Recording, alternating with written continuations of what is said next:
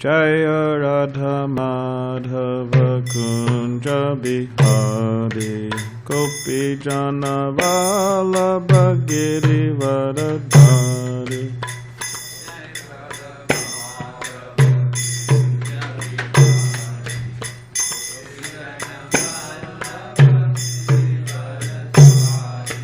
Jaya Radha Madhava Kunja Bihari Gopi Jana Vallabha Girivardhari.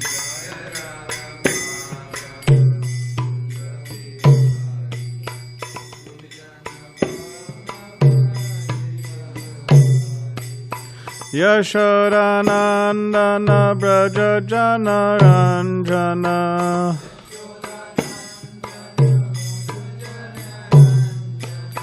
Yashodanandana Braja Jana Ranjana.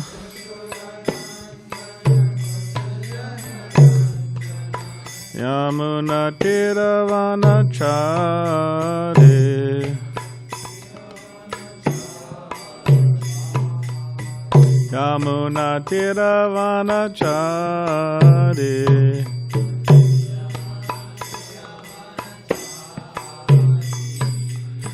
Jai Radha Madhava Kunja Bihari Gopi Jana Vallabha Girivardhari.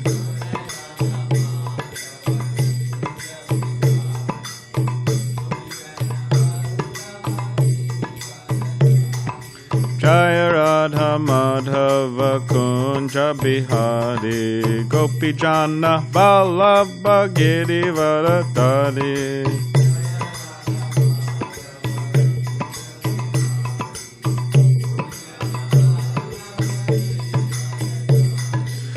Yashodanandana Braja Jana Ranjana.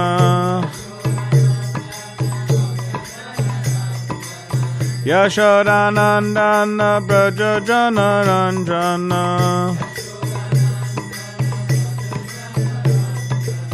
Yamuna Tiravanachari.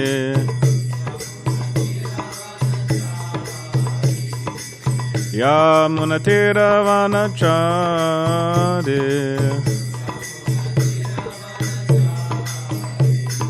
Jaya Radha Madhava Kunja Bihari Gopi Jana Vallabha Girivardhari.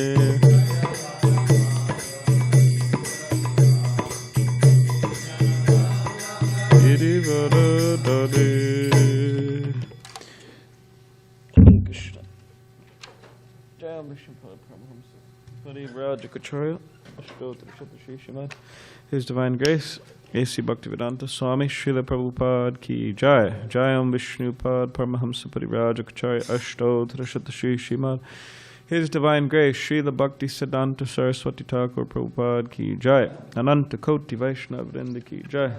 Namacharya Srila Haridas Thakur Ki Jai.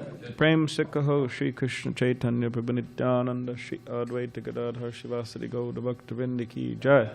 Shri Shri Radha Krishna Kupakupana Shama Kund Radha Kund Giri Govardhan Ki Jai. Vrindavan Dham Ki Jai. Navadvip Dham Ki Jai. Ganga Yamuna Mayic Ki Jai. Tulsi Maharani Ki Jai.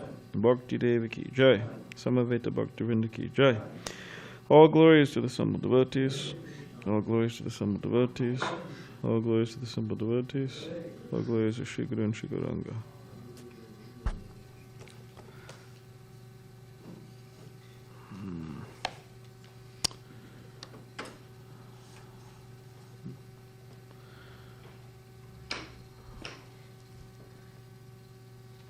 No verse today on the board?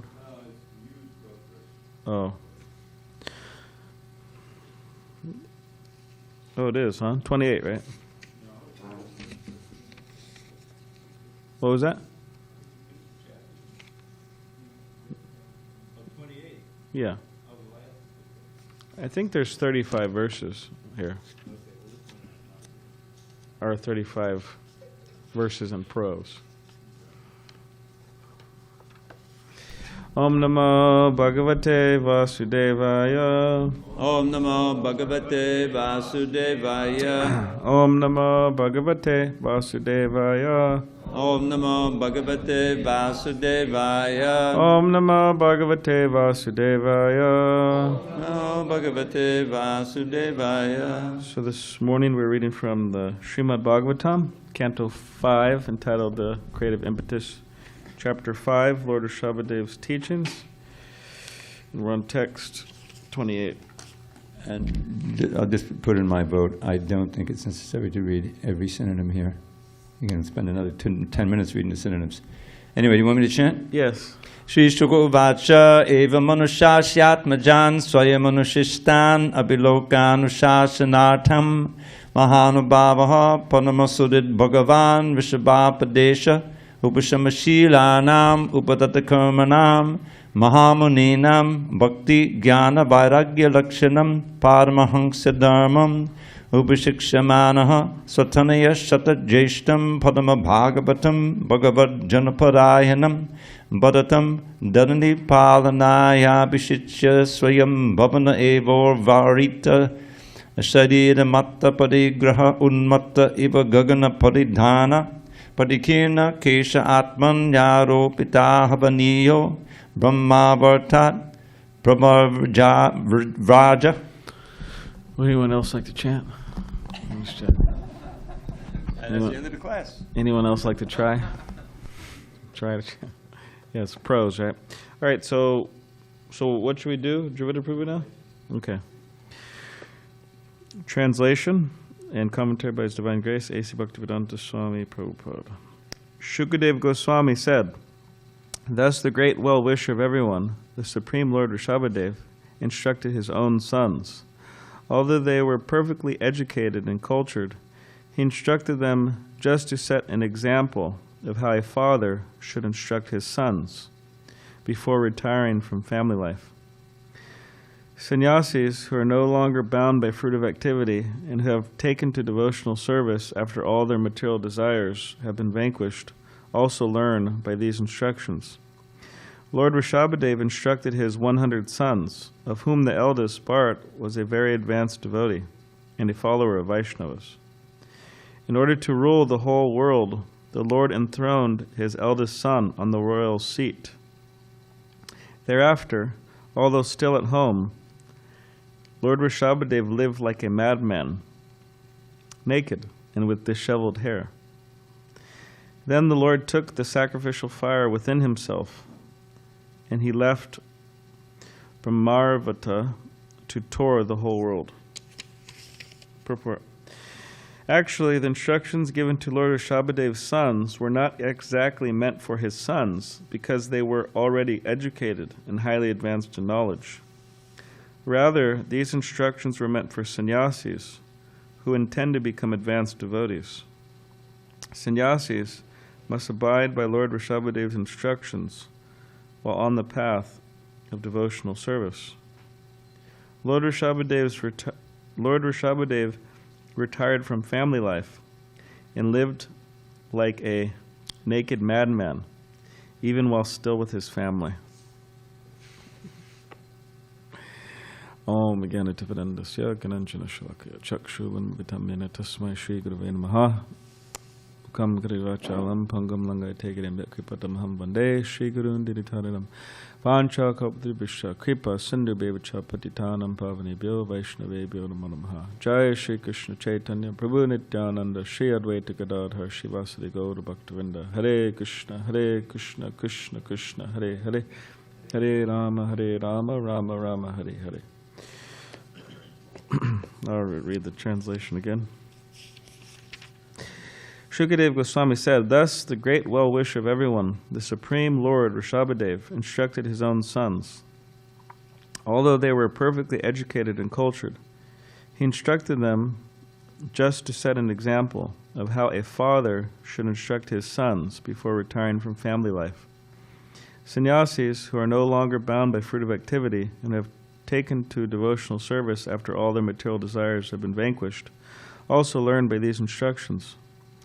Lord Rishabhadev instructed his 100 sons, of whom the eldest Bharat was a very advanced devotee and a follower of Vaishnavas. In order to rule the whole world, the Lord enthroned his eldest son on the royal seat. Thereafter, although still at home, Lord Rishabhadev lived like a madman, naked and with disheveled hair. Then the Lord took the sacrificial fire within himself, and he left Brahmarvata to tour the whole world.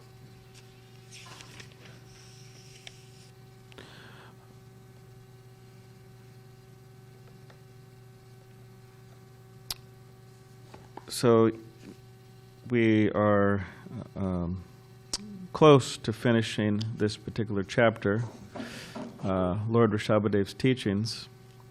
And then it will, chapter 6,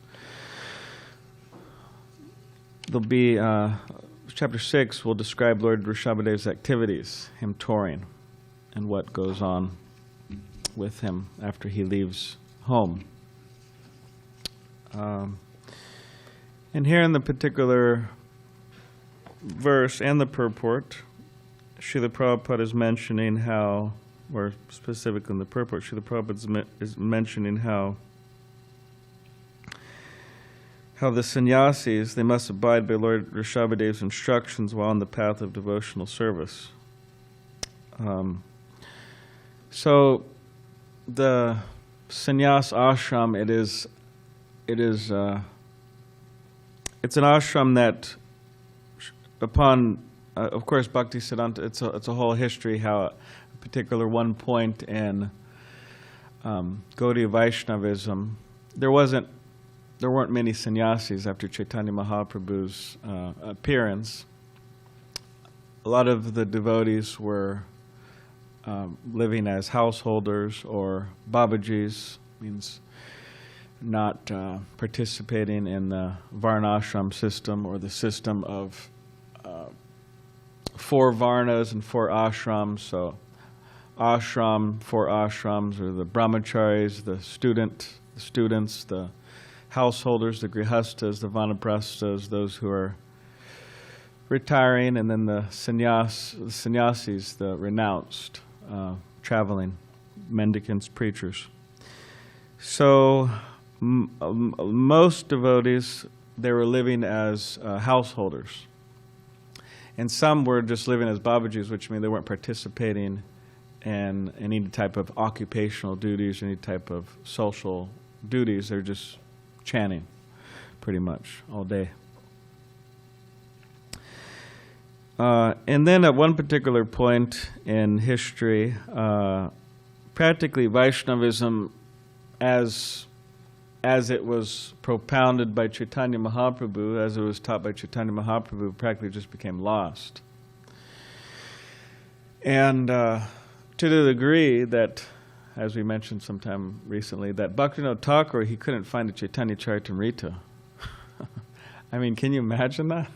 I mean, we discussed this.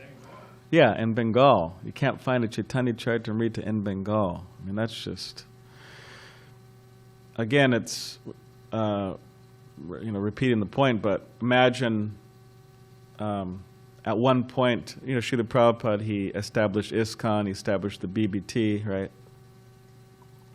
Founded the Hare Krishna movement and the BBT, Bhaktivedanta Book Trust. So just imagine, fast forwarding it, if it comes to a point, of course, anyways, but that's nightmarish, but if it was to come to a point where somehow or other, throughout the whole entire world, some people couldn't find Chaitanya Charitamritas, I mean, that's a very, deplorable state, right? Sad state. So that was the state. Bhaktivinoda Thakur couldn't find a Chaitanya Charitamrita. But eventually he found one, and he worked very hard. He worked very hard to preach Krishna consciousness. He wrote over about 100 books, so many songs about Krishna consciousness. And of course, it says he was praying for a ray of Vishnu, which means he was a householder and acting as a householder. And a ray of Vishnu means he was praying for a son. that could help him.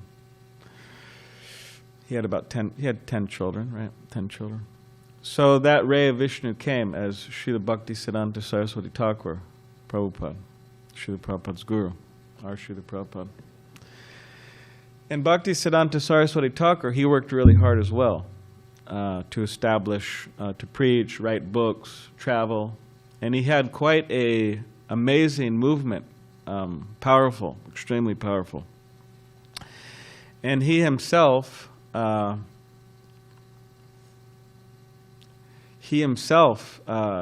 accepted the sannyas order of life, which practically speaking he brought it back, revived it, this idea of sannyasis and traveling preachers.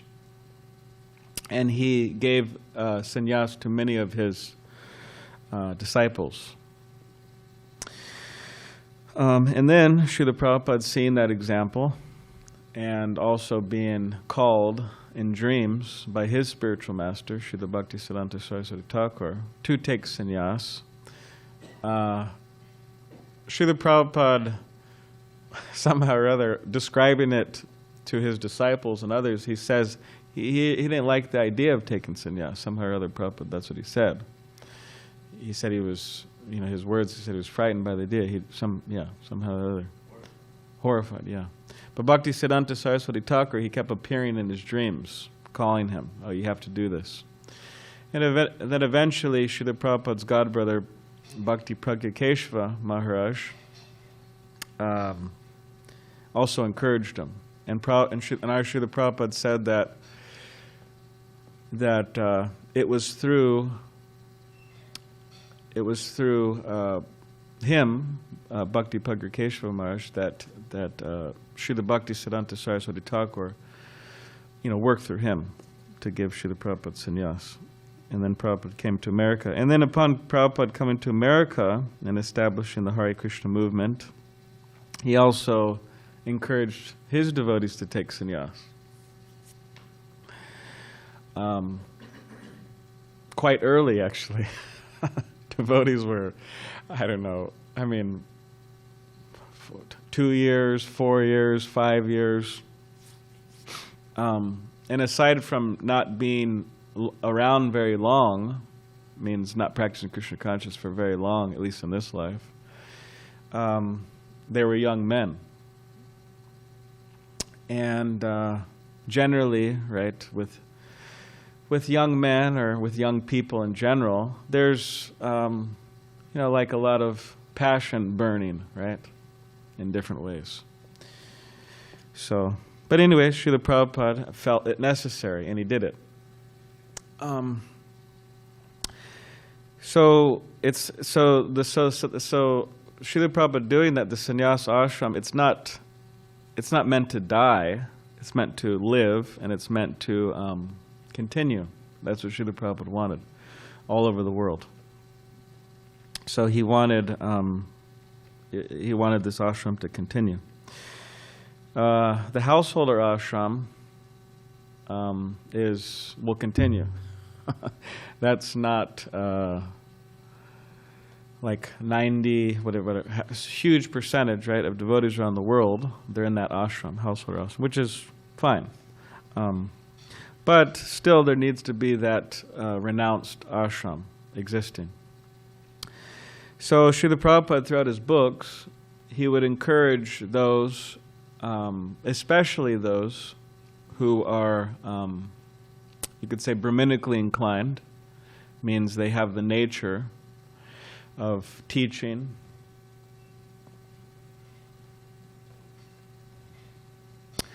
They have the nature of teaching, and aside from having the nature of teaching, they're able to practice Krishna consciousness strictly and able to control or be free from their material desires, and so on. They have the qualities of a sannyasi or a Brahmin. Srila Prabhupada would encourage in his books that those devotees should consider doing that, taking sannyas. Now, of course, taking sannyas is not the goal of life. The goal of life is Krishna Prem, right? To Nitya Siddha Krishna Prema Saddhika Banoy Shavanada Shuddha Chitte Kori Doy, to awaken our love for Krishna that's already there, right? Is in the hearts of all living entities. That's the goal. But the idea is to do that which will help us attain that goal. And for some people, that may mean formally accepting sannyas. That may mean that it may help them reach that goal. And for some, it may not necessarily mean that. They may not have to do that.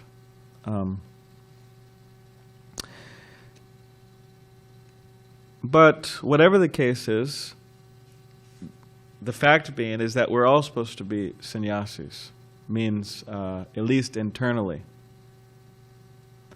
And what does it mean, sannyas? To dedicate, right, our body, our full, the energy of the body, mind, our words, everything to Krishna, to the spiritual master.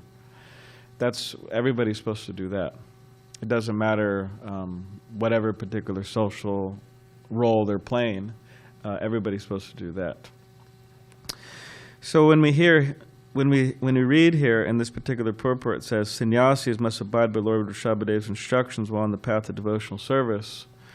That means everybody. Now, of course, Prabhupada says sannyasis, but we shouldn't just think, okay, well, the sannyasis have to abide by Lord Rishabhadev's instructions. Okay, I'm not a sannyasi, then I don't have to abide, right? You shouldn't think like that. But you could say especially sannyasis, but again, everybody's supposed to be a sannyasi, at least internally. And then also here in the purport, it says that that Rishabhadev, he was acting as a perfect ruler, as a perfect king, right? Lord Rishabhadev.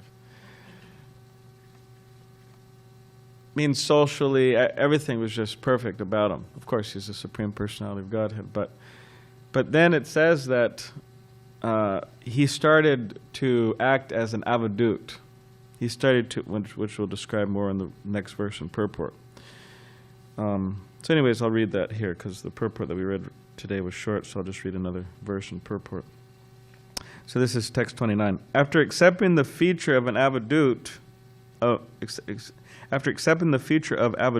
a great saintly person without material cares, Lord Rishabhadev passed through human society like a blind, deaf, and dumb man, an idle stone, a ghost, or a madman. Although people called him such names, he remained silent and did not speak to anyone. Okay, purport. The word avadut refers to one who does not care for social conventions, particularly the varnashram dharma.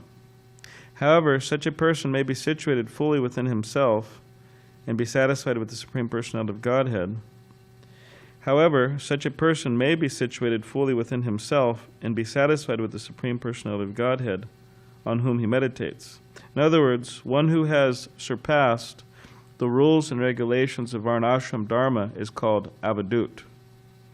Such a person has already surpassed the clutches of Maya, and he lives completely separate and independent. So Srila Prabhupada, he was he's a pure devotee, obviously.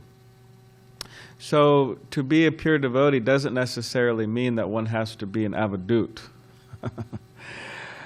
In other words, Srila Prabhupada did act within, say, social customs. He wasn't, like we just read about Lord Rishabhadev. Prabhupada wasn't doing that. You have Lord Nityananda Prabhu. He was also, right, avadut. He was doing many, you could say, things that were not according to social convention. But Srila Prabhupada, although he's a pure devotee, he wasn't acting as an avadut, as will be described here, that like Lord Rishabhadev's acting, or like Lord Nityananda Prabhu's acting externally. He's not acting like that. So generally, right, I mean, practically speaking in all cases, for it's a preaching movement. So we have to consider these things. How are people going to view us, right? How are people going to view us? How are people going to view us when we go out on book distribution? How are people going to view us when we go out on Harinam chanting, right? Chanting on the streets, or just walking down the street. How are people going to view us? So in other words, we could be avadutes and just, throw out all social convention, right? And do so many wild things. But how will that look for, for the public? So therefore, Srila Prabhupada would say that a devotee is a perfect gentleman or lady. Of course, in this case, we have some perfect gentlemen here. A devotee should be a perfect gentleman. Means that an ordinary person, anybody should be able to appreciate the behavior and everything about a devotee. They shouldn't be above an ordinary person's appreciation. Hard to understand. So yeah, that's important to remember. Like when Tamal Krishna Goswami would bring the devotees out on Harinam, he would actually do like a inspection. Yeah. Is your tilak on nicely? Because tilak's actually very beautiful. Prabhupada mentions in the Nectar Devotion that in previous ages, people would decorate their bodies with gold, right? Nowadays, I don't know, maybe people are afraid of being robbed or whatever. They don't got the money to pay for it. But somehow or other, not so much gold, right? Some people wearing gold, but kind of gaudy. Anyways, but he said now, you decorate with tilak, a nice tilak and neck beads and so on. So tilak is very beautiful, but especially while going out for book distribution, if a person wears tilak in book distribution, or going out on Harinam or here and there, or just amongst each other, we should try to make it nice, look nice. Same with our same with our clothing. So anyways, he would do a whole inspection. Tilak, okay, is this person wearing a shirt that is wearing a kurta that's like 5 times too big for them, or a kurta that's 5 times too small for them, or do the devotees' dhoti looks like, a cow just chewed on it or something, Because sometimes a dhoti could look like that. Certain dhotis, when they come out of the dryer or something, they look all kind of chewed up. Or as, one devotee told me in New Zealand, he was from New Zealand, and he said that when he was a new bhakta, he was wearing a dhoti, and it was like these very see-through dhotis. So, a more senior devotee came up to him and said, "Hey, Bhakta, so and so, whatever his name is. What's a New Zealand name? Anybody? No, anyways, huh? Is it, hey, mate, you got a bubble wrap dhoti on, because no bubble wrap, no saran wrap, and he could look see through. So, especially, anyways, so to because we could just say, oh well, who cares? It doesn't matter. See-through dhoti, or it looks like our dhoti was chewed on by a cow, or whatever. Our tilak is like messed up, or shik is like sticking up like this. Or what does it matter? We're devotees, right? The main thing is we're out here, right? We're saving the conditioned souls. We're preaching Krishna consciousness. So it doesn't matter these things, but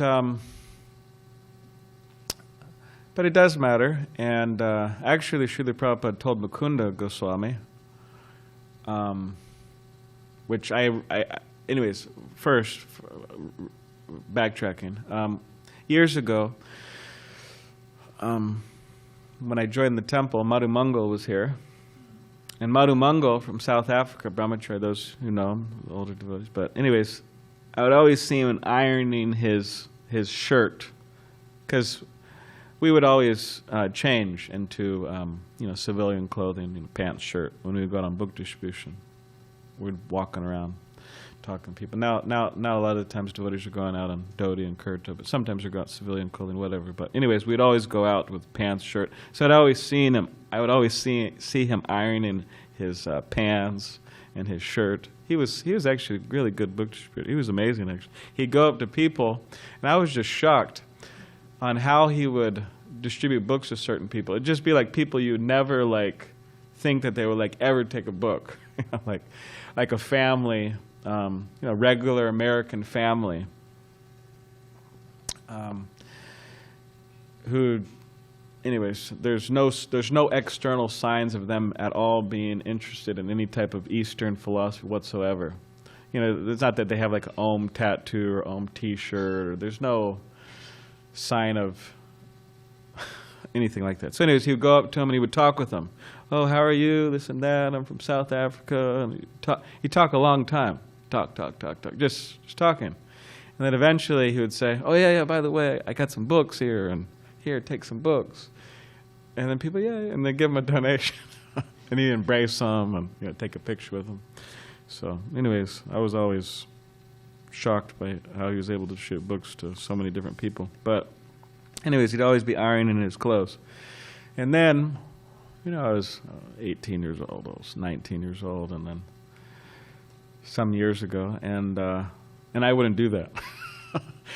I would wear my shirt out, and it was not ironed, to say the least. He would always mention it to me.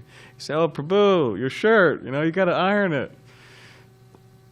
And he would always say, he said, Srila Prabhupada said, first dress, then address.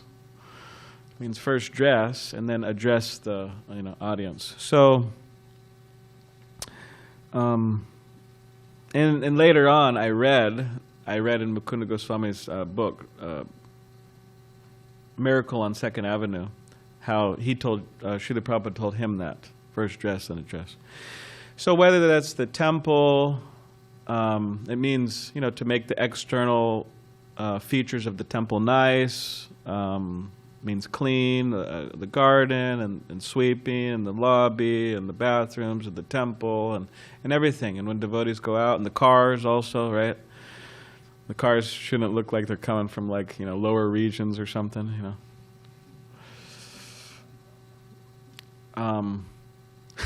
like the car's coming from some war zone or something. It's like, what's going on with these guys?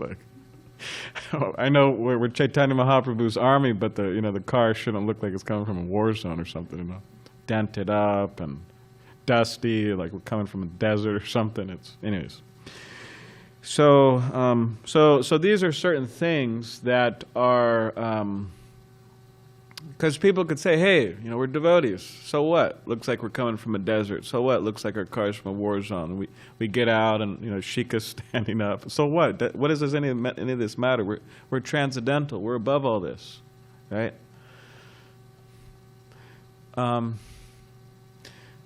But for the even if someone may say they are, okay, maybe they are. But for the what do you call it? What's that? Loka.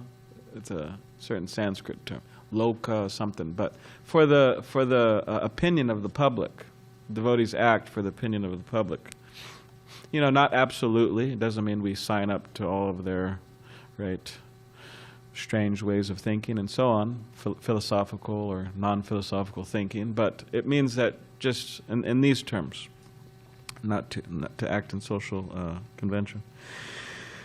But although that's there, we do have cases such as Rishabhadev. Of course, he's a Supreme Personality of Godhead. And then you got Nityananda Prabhu, who's also Balaram. They're acting as avadhuts. And you also have devotees in the Chaitanya Charitamrita who are quite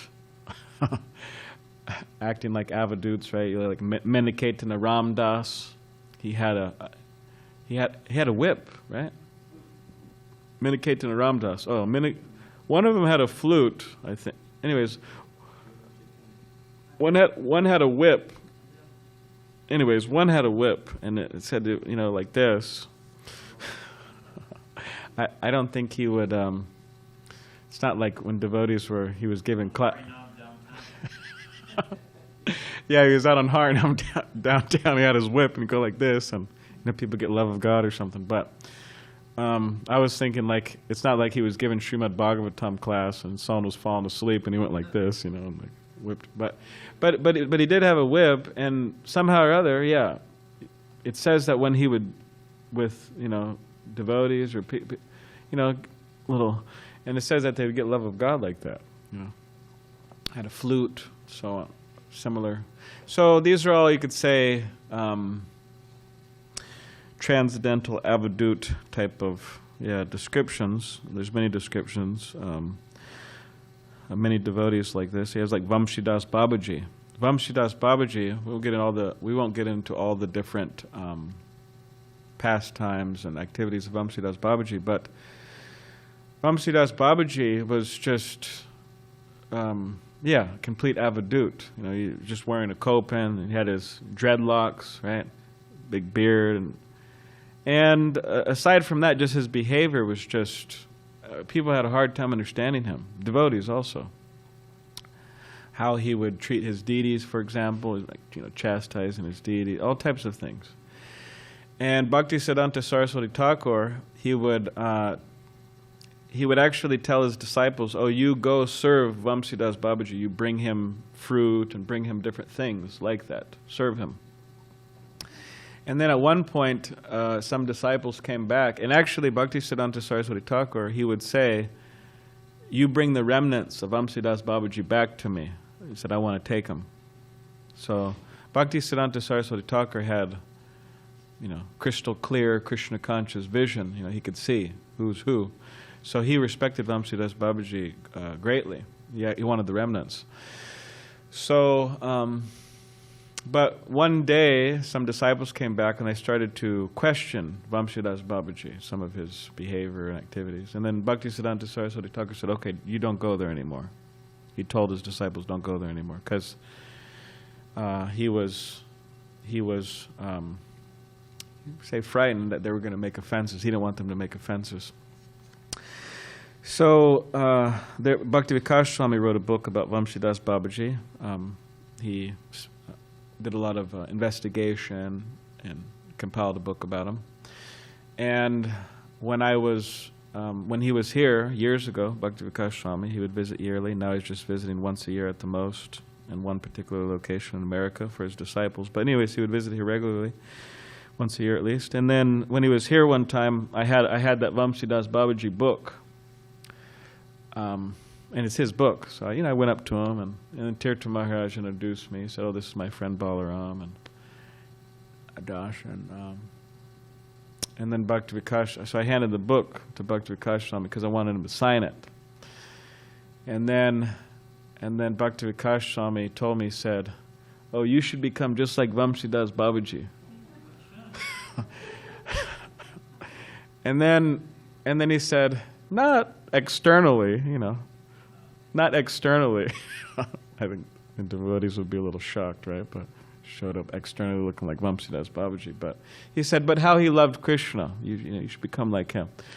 So I read that book at least once, but still trying to understand what he meant, how he loved Krishna. I mean, even trying to understand that, how he loved Krishna. Anyways, but to say that he was.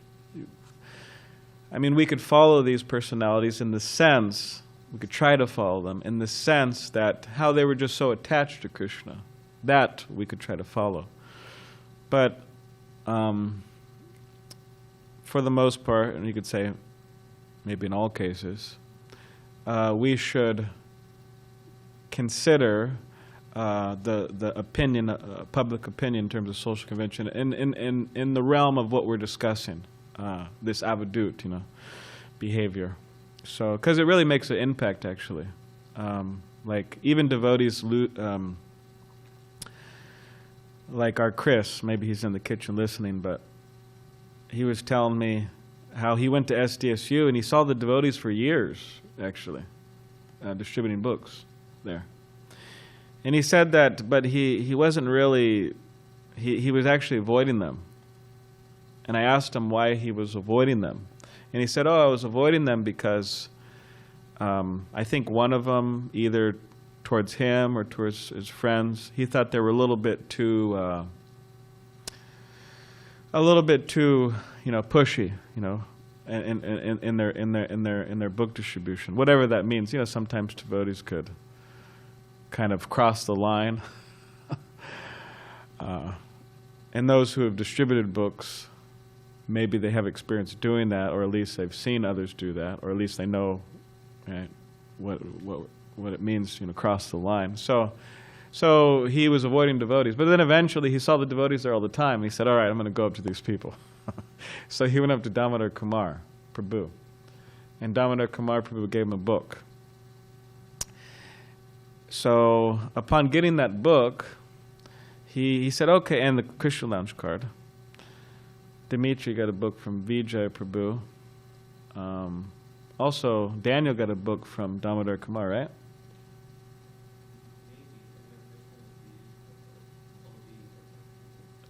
Few months, yeah, some months recently you got a book from Damodar Kumar. Anyway, so Chris, he wanted to go to the lounge. He wanted to go to the Krishna Lounge. So then he said, all right, well, let me look something up about these people, right? So then he looked it up, and there's so much stuff on the internet, and so many weird people say weird stuff, and misconceptions, and especially back in the 60s and 70s, a big problem. But nowadays people are understanding. It's ancient culture and everything like that. But still, there's some kind of misconceptions. But anyways, on the internet, it said first thing he saw was Hare Krishna. It's cult. So he said, all right. And he said, hey, let me go. Anyway, so what? And he went to the lounge, right?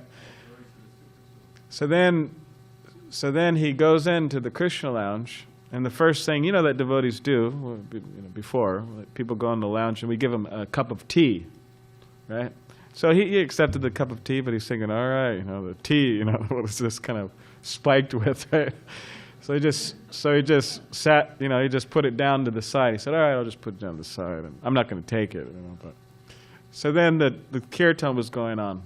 Hare Krishna, Hare Krishna. And then he was looking around, and he was seeing everybody chanting Hare Krishna. He said, wow, they look like they're having a good time. So he started chanting Hare Krishna, Hare Krishna. And then, but the problem with that, over time, he became thirsty. So he said, all right, whatever, let me just take the tea, see what happens, right?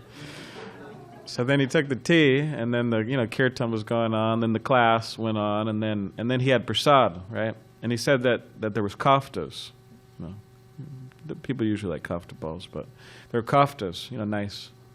So he ate a lot of them, he said, like a lot. And devotees were kind of loading them up. So then he went home, he's chanting Hare Krishna, going home and everything, and he said he felt like completely intoxicated, from chanting and prasadam and everything. Huh? It was the tea, yeah. So then, but he kept on coming around, and gradually he, making friends with the devotees. And over some years, then he's here now, living. So, but anyways, it makes an impact. But nonetheless, still he came around. So, but anyways, does anybody have any questions or yes, Bajnaran? I just thought I would share that about Chris. Yes, nice. I just have a quick question, or quick comment. Personal experience, and I'm sure this point of, well, that's just mundane, and, we need to attract the outliers, so if we look far out, like gypsies, then maybe they'll run away and join the circus with us, Prabhupada, I was the gardener in Los Angeles, where that brickwork is now, used to all be lawns. And they were all private homes. Those apartments weren't there. They were all single-family homes. Prabhupada had been traveling. He was staying in LA, finishing the Nectar Devotion and the Krishna book. But he'd been traveling for a few weeks. And when I showed up, one of the instructions I got was that we shouldn't mow the lawn. Something about nonviolence and, let things, go with the flow of Krishna. I don't know exactly what it was, but, hey, fine, whatever they said, I was on board. Some remnant of hippie life. So Prabhupada got out of the car, came back, got out of the car. First thing he did, well, not the first thing, but, there was a kirtan, all this and that. And Prabhupada looked up and down the street, looked at the lawns, and called over Dayananda, the temple president, and said, why aren't you cutting the lawn? And they said, well, and he gave his argument, Prabhupada said, no. You have to keep the cover nice or they won't read the book. And Prabhupada went on to explain that previously, well, I'll say that in a second, but Prabhupada said that if you don't make the cover nice, they won't read the book. And Prabhupada said in Kali Yuga, everyone judges things by the surface. They're superficial. They see torn cloth, they think, oh, you're poverty. They don't understand that you're renounced if it's neat and clean, like Sanatana Goswami, Rupa Goswami with their sewn-up quilt dhotis. In those times, people thought, oh, this very renounced person, let me offer my respects. Now they think, So the point is that it's an act of compassion. If we want to attract people to Krishna's lotus feet, it's an act of compassion to keep the temple neat and clean, to keep it, just like Balarama Prabhu's arranged for the temple building to be painted nicely. It attracts people. They think, oh, the building looks nice. Maybe they got something to say. Oh, garden looks neat and clean. Maybe these people are together. Maybe I'll hear what they have to say. And one last thing. In Los Angeles, we used to chant with Vishnujan Swami leading the kirtan, and probably an average about 20 devotees on the Harinam party. We would chant all day long, from 10 o'clock till 6 o'clock in the evening, with a break for a packed lunch. So one of the devotees took some snapshots and sent them to Prabhupada. And we got a letter back about 2 weeks later. And it was Vishnujan leading and the devotees chanting and dancing downtown Los Angeles. That's a whole story for some other time. But the point I wanted to make is Prabhupada wrote back such a sweet letter that, I see you as angels of Vaikuntha, coming from Vaikuntha, and so many things, Chaitanya Mahaprabhu's missionaries. And then with his own hand, he wrote across on the bottom a P.S. I understand that you're renounced, but for my sake, please dress nicely. And we went back, Prabhupada said it very politely, after encouraging, and we went back and looked at it, just like you were describing, there was no private clothing in those days. So, whatever you got back, if you got back late and it was all small and you were large, you just squeezed in, If you were, small and all that were large, you just put on the tent and off you went, So, matching socks. Forget ironing. Everything was just pulled out of the dryer and stuffed in the big barrel and wheeled home. Everything was, you looked like you climbed out of a who knows what, like a Goodwill bin. So, and we thought they were great pictures, but Prabhupada said, for my sake, please dress nicely. So it is important because it is an act of compassion, because in this age, people are superficial. So you got to make the surface nice or they will not open the book. Yeah. Hare Krishna. I'm just confirming. All right, thank you. Yeah, the Mormons, anyways, but it's, they're doing a lot of preaching here, there, and establishing churches and everything. And they go to different countries, and let's just say here in America, they go here in America or, other countries, Mexico, and they practically, what they do is they just like transport the American, style of building and, the cleanliness that they have, going here to their churches and everything. They just like implant it there.